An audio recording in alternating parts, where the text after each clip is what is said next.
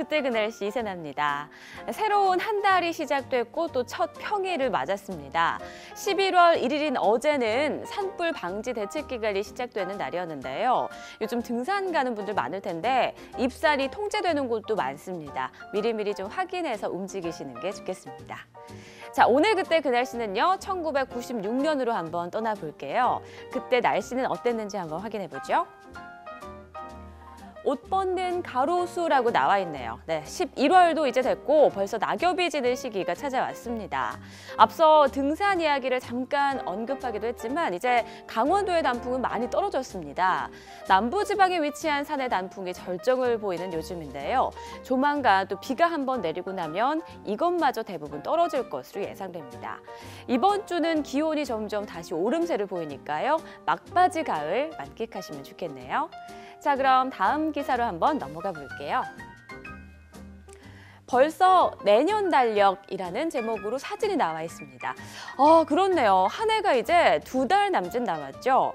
이 사진에서는요, 중년의 한 남성이 바쁘게 일하는 모습이 나와 있는데요. 설명에는 병자년인 올해가 2달 남은 1일, 연말 대목을 맞은 을지로 인쇄소 골목에서 내년 달력을 만드는 직원들의 손놀림이 분주하다라고 나와 있습니다. 네, 1996년은 병자년이었습니다. 올해는 을미년이었고요. 내년인 2016년은 병신년입니다. 좀 어감이 좀 이상하게 들리죠. 남녘 병자에 거듭 신자를 씁니다. 또 내년에 태어나는 아이들은 붉은 원숭이라는 뜻을 갖게 된다고 하네요. 자, 이건 좀 개인적인 여담이지만 저를 비롯해서 모든 방송사에서 내년 새해와 관련된 인사를 이제 하게 될 텐데 어감이 좋지 않아서 조금 걱정되긴 하네요. 자, 그럼 다음 기사로 넘어가 보겠습니다. 야밤 부부 장보기 확산이라고 나와 있네요. 네, 90년도가 넘어가면서 맞벌이 부부가 크게 늘었죠. 그래서 이 부부가 일이 모두 끝난 심야 시간에 같이 장을 보는 밤 쇼핑이 크게 늘고 있다라는 소식을 전해주고 있었습니다. 사실 옛날에는요, 남자는 부엌에 들어가는 게 아니다 이런 고정관념이 있었잖아요. 부엌에도 안 들어가는 남자들이 이렇게 장을 보러 나온다는 건 뭐 상상도 할 수 없는 일이었죠. 하지만 점점 밥벌이 생활이 늘고 또 시대가 변해가면서 90년대 후반쯤에는 부부가 같이 장 보는 게 새로운 모습으로 이렇게 자리 잡고 있었습니다. 하지만 이때까지만 해도 맞벌이 부부가 우리 사회의 대표적인 형태는 아니었습니다. 그래서 사회생활을 하는 여성들의 고충이 정말 많았는데요.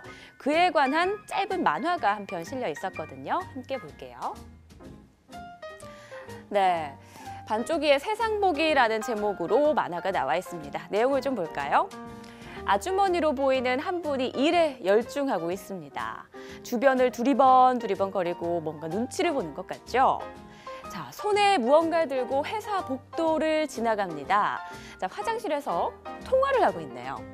저예요, 어머님. 호숙이 유치원 갔다 왔어요? 발레 갈 때 밖에 추우니까 옷 든든히 입혀서 보내세요. 퇴근할 때 장 봐서 들어갈게요. 네, 몸은 이렇게 회사에 묶여있지만 온통 자식 걱정으로 머릿속에 꽉 차 있는 어머니들의 모습을 이렇게 대변하고 있는데요. 왠지 제가 다 짠하네요. 네, 이 만화에서 또 하나 주목할 부분은 손주를 돌보고 있는 할머니의 존재입니다. 요즘에는 너무나도 당연히 이 할머니, 할아버지가 손주의 양육을 책임지는 경우가 많은데요. 자, 이분들은요, 보통 일주일에 5일, 하루 7시간 이상 아이를 돌보고 있다고 합니다. 60세가 넘는 나이에 하루 7시간의 노동, 결코 쉬운 일이 아니죠. 이분들에게 설문조사를 한번 해봤더니요. 자녀가 육아휴직 등 육아 지원 제도를 편히 쓸 수만 있다면 손주의 양육을 그만두겠다라는 대답이 70%를 넘었습니다. 하지만 육아 지원 제도를 눈치 보지 않고 쓸 수 있는 회사가 어디 흔한가요? 어쩔 수 없는 게 현실이죠. 하루빨리 우리나라도 아이를 걱정 없이 낳을 수 있는 세상, 육아가 걱정이나 부담이 아닌 행복이 되는 그런 세상이 됐으면 하는 바람입니다. 지금까지 그때 그 날씨의 이세나였습니다.